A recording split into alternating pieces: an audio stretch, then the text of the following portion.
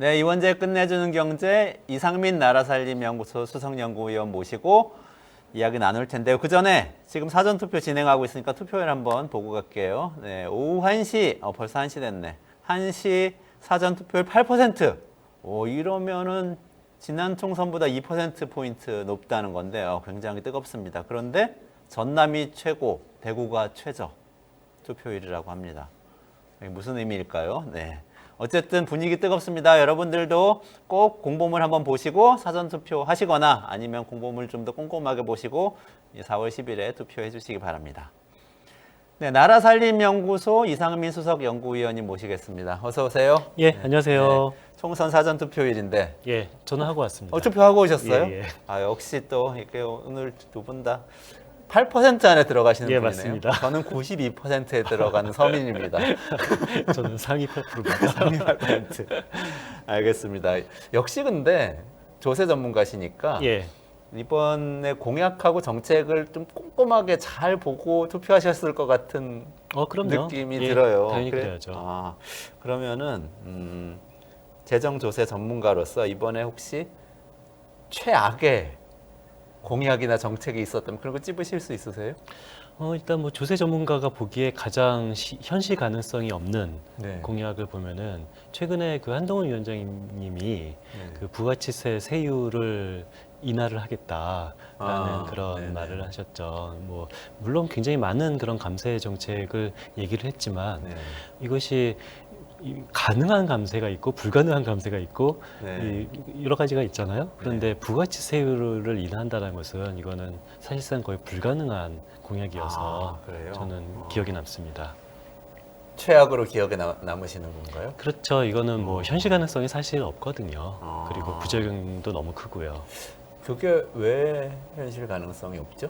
그러니까 왜 현실 가능성이 그렇죠. 없냐면 정확하게 워딩이 제가 정확히 기억은 안 나는데 예. 부가가치세 세율 전체를 인하하는 건 아니고 예, 가공식품입니다. 가공식품. 그러니까 요즘에 뭐 대파 파동이 네네네네. 있고 해서 그 서민들이 먹거리 이 물가가 너무 많이 올랐잖아요. 네. 특히 식품들 물가가 많이 올랐는데 그 중에서 가공식품 그 부가치세율을 현재 부가치세율은 전 국민이 알다시피 10% 아닙니까? 그 10%를 한 5% 정도로 낮추자 이것이 바로 공약이었습니다. 근데 그게 안 되는 건가요? 불가능하죠. 그러니까 일단 언뜻 생각해 보면은 그 요즘에 이슈가 된 것은 대파잖아요. 근데 대파는 가공식품이 아니라 그렇죠. 그냥 신선식품인 거잖아요. 왜 신선식품 부가치세율 얘기를 하지 않고 이슈가 되지 않은 가공식품 부가치세율을 얘기했을까라는 생각도 언뜻 들 수 있잖아요. 그러네요. 예. 근데 왜 그러냐면은 사과 얘기를 막 하고 있는데 맞습니다. 갑자기 사과 주스에 맞습니다. 세금을 깎아드릴게요 이런 셈이네요. 예. 그러니까 대파, 사과 이거는요 현재도 부가치세가 면세 품목이에요. 현재도 면세이기 때문에 이것을 뭐 더 세율을 낮출 수는 없는 거고요. 그런데 가공식품부터 우리가 부가치세를 내는 거거든요. 그러니까 예를 들어서 우리가 흰우유 같은 농산품은 부가치세를 안 냅니다. 근데 초코우유 흰우유를 가공해야지 초코우유가 나오잖아요. 이 초코우유부터 우리가 부가치세를 내는 거예요. 흰우유까지는 가공한 걸로 안 보고. 그렇죠. 네. 예, 그냥 우유는 그냥 젖소에서 소젖이라고 생각하고요. 그걸로 포장만 한 거기 때문에 그건 가공식품은 아닌 거고요. 그래서 이게 지금 뭐 대파나 뭐 사과나 이런 것들이 굉장히 물가가 높은 상황에서 가공식품의 부가치세를 낮춘다라는 것부터가 약간 좀 어색하긴 한데 우리나라 부가치세율은 단일 세율이잖아요. 우리 전 국민이 알듯이 10%입니다. 네네네네. 이것은 예외가 없고요. 그렇죠. 그러니까 면세가 있고 이 10%가 있지 중간에 저세율이라는 것은 존재하지 않아요. 이런 상황에서 이 중간에 다른 세율을 적용하는 품목을 만들겠다라는 것이 뭐 현실 가능성이 있는 것은 아니죠. 저는 또 부가가치세에 대해서 사실 여러 가지 생각이 들더라고요. 왜 과거에 일본에서도 부가가치세 올리려고 하다가 뭐 예. 실각을 한 적도 있고 이렇게 전국적으로 굉장히 중요한 개혁 과제로 항상 얘기가 됐었는데 예. 항상 부가가치세 세율 올리는 걸 가지고 논쟁을 했던 것 같거든요. 예, 그렇죠. 부가가치세율을 우리나라에서도 이게 우리나라가 계속 세수가 부족해질 건데 복지 수요도 늘어나고 뭐 나중에 어쩌면 통일돼야 되고 기후위기 그렇죠. 대응도 해야 예, 되고 이러면 저출생 고령화도 그렇죠. 있고. 저출생 고령화도 예, 있고 돈이 많이 필요할 건데 최후의 카드로 부가가치세를 올려야 한다는 그렇죠. 얘기하는 전문가들 제가 많이 봤어요. 맞습니다. 그러니까 우리 사회적 담론이 있죠. 부가치세율을 올릴 것이냐 아니면 올리면 안 될 것인지에 대해서 논쟁은 굉장히 많이 와 있었어요. 뭐 전문가들끼리도 논쟁하고 정치인들도 논쟁을 하지만 부가치세율을 낮춘다라는 논쟁은 제가 20년 동안 조세 제정을 연구하면서 그런 논쟁은 제가 들어본 적이 없어요. 이 바닥에서는 뭐 이야기 있기는 안- 있습니다. 뭐 일부 학자가 있긴 있는데 그 아예 없는 건 아닌데 네. 근데 정치적으로 이게 이슈가 된 적은 한 번도 없습니다. 저는 그 복지국가 연구할 때 보니까 예. 스웨덴처럼 그 복지가 굉장히 강한 국가들은 또 부가가치세율이 굉장히 높더라고요. 그렇죠. 이게 일반적으로 이 북유럽 국가들, 특히 유럽 국가들 같은 경우는 부가치세율이 굉장히 높아요. 그들 같은 경우는 한 20%가 넘고요. 어떤 네. 데는 30%가 넘는 경우도 있고요. 음. 그래서 우리나라 부가치세율이 유럽 국가에 비해서 굉장히 낮은 거고요. 음. 그리고 낮은 것뿐만 아니라 부가치세율은 10%로 일정하다라는 것이 핵심인데요. 우리가 생각해 보면은 좀 품목에 따라서 어떤 거 예를 들어서 뭐 사치품이나 아니면 환경에 좀 이 소비할 때 좀 안 좋은 영향을 미친다. 네네네. 이런 것들은 좀 세율을 좀 올렸으면 좋겠다라는 생각이 들 수도 있잖아요.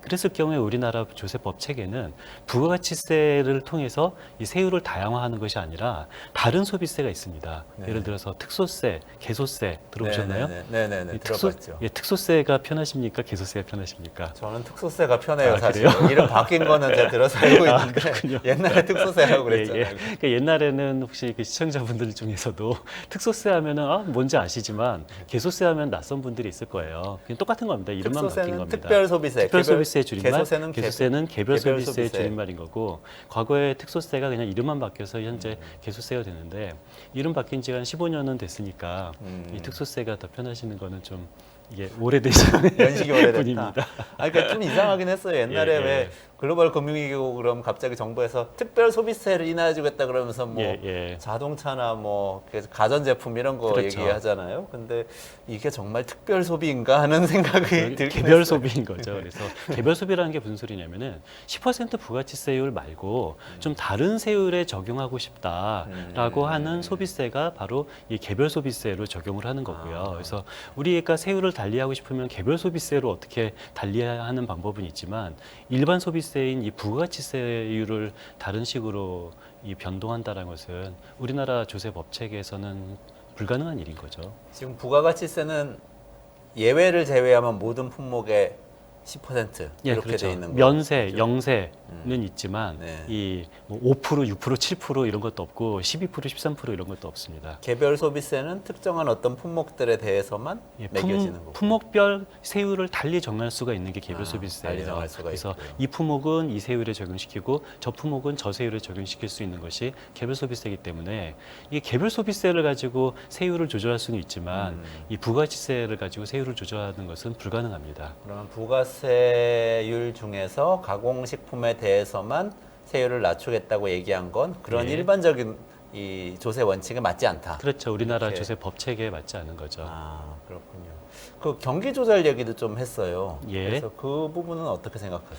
그러니까 이 부가가치 세율을 낮추겠다라는 그 이유, 그 목적은 뭐 물론 선이겠죠. 선의 그 목적은 뭐냐면은 지금 현재 물가가 너무 높으니까 이 물가를 낮추자, 세금을 내리면 물가가 낮추지 않을까라는 생각인 건데요. 제가 불가능하다라고 계속 강조를 하는 이유는 이 법이 바뀌어야죠. 그러니까 법이 바뀌어야지만 되는 건데 우리가 법을 바꾸려면은 국회에서 법을 바꾸잖아요. 근데 네네. 법을 바꾸려면 지금 총선 기간 아닙니까? 네. 국회에서 원구성이 돼야 돼요. 일단 총선이 끝나고 원구성이 되고 그러다 보면 아무리 법이 빨리 바뀌어봤자 뭐 6월 아니면 빨라도 7월입니다. 그런데 농산품 같은 경우는 가격이 계절에 따라서 굉장히 급격하게 변동이 되거든요. 네. 지금 현재 가격이 굉장히 비싸서 소비자들, 이 서민들이 힘들어하고 있는데 앞으로 6월, 7월, 8월 때 그때는 농산물 가격이 어떻게 될지도 모르는 상황인 거죠. 네.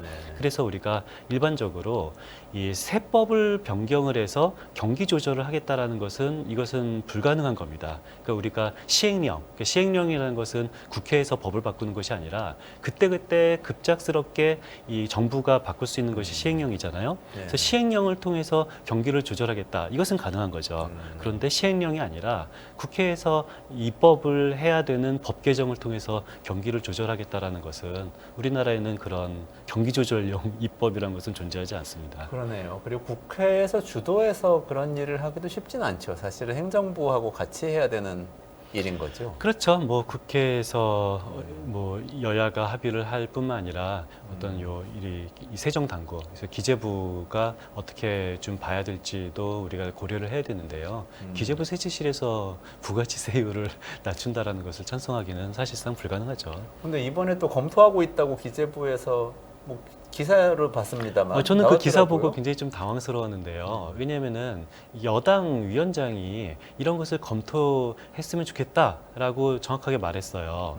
그러면은 기재부 입장에서는 나는 검토조차 하지 않겠다라고 말할 수는 없는 거잖아요. 일단 검토는 해야 되는 겁니다. 실제로 검토해야죠. 네. 어떤 제안이 왔으면은 뭐 여당에서 이런 제안을 했으면은 검토는 당연히 기재부는 해야 되는 거고 검토를 한 다음에 우리나라 법 체계에 맞지 않기 때문에 안 되겠습니다. 또는 뭐 가능하겠습니다라고 나중에 말을 할 텐데 그런데 검토를 하겠다라는 말 가지고 일부 언론에서 마치 기재부가 적극적으로 검토하는 것처럼 말을 하는 것은 이것은 현실과 부합하지 않는 거죠. 네, 이게 좀 복잡한 얘기가 되긴 합니다만 매입세액 공제, 의제 매입세액 공제라고 하나요? 그거를 예. 조절해주겠다고 그 사업하시는 분들은 아실 텐데 그렇죠. 그 얘기를 또 하면서 이게 세율 인하하고 비슷하다 이렇게 설명도 그렇죠. 하는 것 그러니까 같은데. 이게 무슨 소리냐면은 제가 이런 공약이 굉장히 안 좋다라고 생각하는 이유가 저와는 생각은 다르지만 이게 이 뭔가 부가치세 부담을 낮추면은 이것이 필요하다라는 생각을 가질 수는 있어요. 뭐 저는 네네. 그렇게 생각하지 않습니다만 그런 생각하는 것 자체가 그렇게 이상한 생각은 아니잖아요. 네, 네, 네. 그런데 현행 법 체계 하에서 이 부가치세 부담을 낮출 수 있는 방법론은 얼마든지 있습니다. 지금 말씀하신 뭐 매입세 공제 세율을 높인다라는 게 있는데 이게 무슨 소리냐면은 우리가 이 공장, 그러니까 식품 가공업체 입장에서는 뭔가 내가 농산품을 살 때 부가치세를 조금 더 많이 이게 깎아줄 수 있게 하는 방법이 있어요. 근데 이런 방법 같은 경우는 법 개정 사항이 아니라 시행령 개정 사항이기 때문에 만약에 여당의 의지만 있다면, 그러니까 부가치세 부담을 낮추고 싶은 의지만 있다면 당장 이번 주부터도 얼마든지 매입세 공제율을 활용을 해서 부가치세 부담을 낮출 수 있는 방법이 존재하고요. 아니면은 아예 그냥 이 면세로 하는 방법도 있어요. 그러니까 제가 강조했듯이 면세는 있습니다. 네. 우리가 5%, 6%, 7% 이런 건 없지만 네, 네. 면세를 하든지 10% 하든지 이것은 이 정부가 선택을 할 수가 있는 거고요. 실질적으로 22년도에도 일부 그런 농산품 단순 가공 식품 같은 경우도 요 한계적으로 잠깐 면세를 한 적이 있어요. 근데 우리가 얼핏 생각해 보면은 5% 과세하는 것보다 면세하는 것이 더 근본적으로 세금을 많이 깎아주는 것처럼 오해할 수가 있는데요. 네. 근데 세법 이론에 따르면은 면세는 가능해요, 차라리 네. 일시적으로. 한시적으로 하는 예, 거. 한시적으로 네. 5% 세율을 낮추는 것은 불가능하지만 그냥 한시적으로 면세를 하는 것은 가능하고 이것이 우리나라 이 조세 법체계에 전혀 지장을 주는 것도 아니고 이 부가치세 부담을 낮출 수 있는 방안이 있습니다. 근데 이런 식으로 정부와 여당이 의지만 있으면은 부가가치 부담을 낮출 수 있는 여러 가지 방법론이 있는데 그런 방법론에 대해서 추진을 하지 않고 사실상 불가능한 만약 이 부가치 세율을 낮추는 방법을 말을 했다라는 것이 어떤 정부 여당이 할 수 있는 말은 아닌 거죠. 그러면 왜 이런 얘기를 하게 됐을까요? 그러니까 저는 그게 가장 궁금한 표에 건데요. 도움이 된다고 생각한 건가? 그렇지도 않은 것 같은데. 저는 뭐 그런 말씀 정무적 듣다 판단은 잘 모르겠고요. 어떤 경제적인 것만 보면은. 그러니까 이게 만약에 이 부가치세 부담을 낮춰야 된다라고 생각을 했다면은 이것이 주변 전문가들한테 여당이기 때문에 전문가 많지 않겠습니까? 부가치세 부담을 낮출 수 있는 방법이 뭐가 있을까라고 물어보면은 주변 전문가들은 다들 이 말을 할 거예요. 아니 그냥 면세를 하면 된다. 또는 의제 매입세 공제율을 높이면 된다. 이것은 뭐 어느 전문가라면은 뭐 세법을 조금만 공부한 사람이면 누구든지 다 알 수 있는 방안인데 이런 방안을 말하지 않고 이 세율을 낮추는 불가능한 방법을 말한 거는 두 가지 중에 하나죠. 전문가한테 물어보지 않았거나, 근데 저는 전문가한테 물어는 봤을 거라고 생각을 해요. 안 물어본 설마. 근데 전문가한테 물어는 봤을 거라고 생각하고, 근데 전문가의 말을 안 들었거나, 라는 그 두 번째 일인 건데, 근데 전문가의 말을 안 듣는 것도 물어보지 않는 것도 이상하고 말을 안 듣는 것도 이상하고 좀 이해하기 어려운 일입니다. 저는 정책을 모르는 정책팀이 있거나 아니면 예. 정무팀에서 그걸 보면서 면세는 너무 세다. 감안합시다. 했을 가능성이 있지 않을까. 면세는 그렇게 센 게 아니에요. 면세는 어차피 이 부가치세 이 구조 속에서 면세는 어느 정도 이렇게 녹아 들어가거든요. 그렇기 때문에 면세는 뭐 저는 개인적으로 찬성하진 않지만 뭐 불가능한 것도 아니고 그렇게 센 것은 아닙니다. 이상민 위원님께는 의견을 안 구한 거죠? 예, 저한테는 의견을 안 구했습니다. 다음번에 꼭 이상민 위원님께 연락을 근데 먼저. 저뿐만 아니라 뭐 우리나라 조세를 공부한 누구든지 이 두 가지 방법을 말할 수밖에 없고, 근데 정무팀에서 아마 생각을 했겠죠, 판단을 그럴 했겠죠. 것 같아요. 이런 방법이 있는데 뭔가 조금 더 센 방법을 한번 말을 해보자. 이 세율을 낮추는 그런 센 방법, 좀 특이한 방법, 한 번도 고려되지 않았던 방법을 한번 새롭게 말해보자라고 이 정무팀에서 아마 선택을 한 거 아닐까라는 생각이 드는데요. 근데 저는 이런 것이 굉장히 우려가 되는 거예요. 어떤 현실 가능한 방법이 있고 뭔가 유권자를 현혹하는 그런 방안이 있을 때 이게 야당이라면 또는 원외 정당이라면은 현실 가능한 방법을 택하지 않고 뭔가 유권자에게 센 워딩으로 어필하는 정책을 하는 것이 보통 원외 정당의 특징이잖아요. 그렇죠. 시민단체도 뭐 그렇게 할 수 그렇죠. 있고요. 그런데 저는 여당이라면은 책임성을 가져야 된다고 생각을 해요. 이게 너무 그냥 워딩이 센 것이 아니라 이 현실 가능한 방법을 택해야 되는 것이 저는 여당의 책임성이라고 생각하는데, 그런데 이미 이 정부 여당이 맘만 먹으면 얼마든지 할 수 있는 방안이 있는데 그 방안을 택하지 않고 조금 더 센, 더 불가능한 방법을 택했다라는 것에 대해서 여당의 책임성이 좀 부족하다라는 생각을 갖게 되는 거죠. 한동훈 위원장 걱정입니다. 이런 말씀이신 것 같은데. 근데 예. 이제 이게 최악의 정책에 대해서 이제 길게 말씀해 주셨는데 혹시 예. 이번 총선 과정에서 좀 이거는 굉장히 현실적이고 조세 전문가가 보기에도 좋다. 이런 긍정적으로 평가할 만한 정책 공약이 있었나요?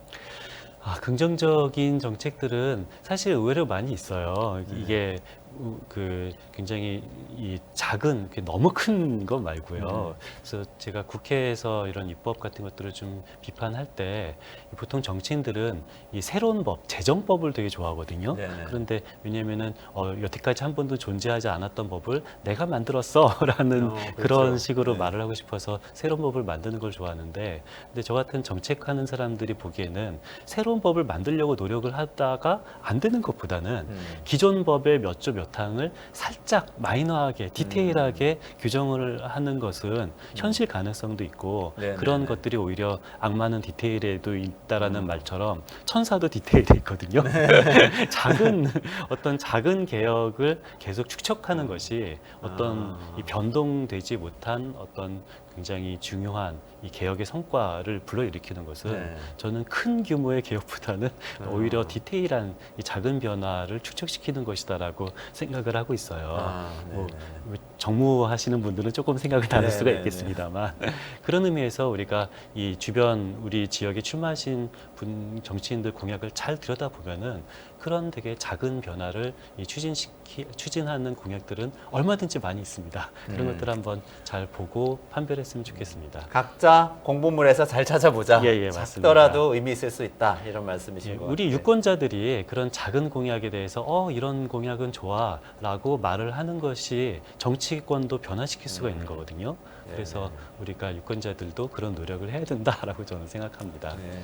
그 공보물에 나와 있는 거 볼 때 거기 돈이 다 써져 있진 않잖아요. 실제 뭐 어디서 이렇게 이 재정을 충당해서 이 사업을 할 건지. 그렇죠. 이것이 판단이 돈이 잘안될 써져 때가 있지 있어요. 않죠. 그래서 근데 예산은 정치거든요, 어차피. 그러니까 이것이 정말 필요하다라고 유권자들이 생각하고 국민들이 생각한다면은 어떻게든지 예산이라는 것은 재원 배분을 균형이어서 이것이 정말 필요하다고 생각하면은 다른 데 쓸 돈을 어떻게 줄여서라도 이것을 하는 거고요. 아니면은 다른 데 줄일 것이 없다면은 세금을 더 걷어서라도 이것을 하는 거기 때문에 저는 이 사업이 굉장히 필요하다라고 이 국민들과 유권자들이 이 얼마나 의지를 모으냐가 더 중요하다고 생각합니다. 차라리.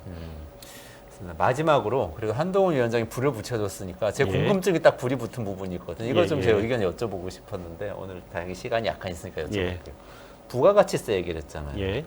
근데 지금 우리 작년에는 계속 윤석열 정부에서 이쪽 재산세 쪽 그렇죠. 이걸 계속 깎아주겠다는 얘기를 하면서 재산세를 줄이는 방향을 예. 얘기해서 그 논란이 붙었잖아요. 예. 또 사실은 지금 수면 아래 있지만 근로소득세도 좀 저는 논란거리가 될 수 있을 것 같아요. 계속해서 사람들 소득이 계속 올라가고 예. 물가가 올라가고 이러기 때문에 근로소득세 부담이 점점 늘긴 하거든요. 그렇죠. 그럼 이제 요 세 가지를 가지고 어쨌든 근데 미래 재정 소요는 굉장히 많고 예. 아까 얘기했듯이.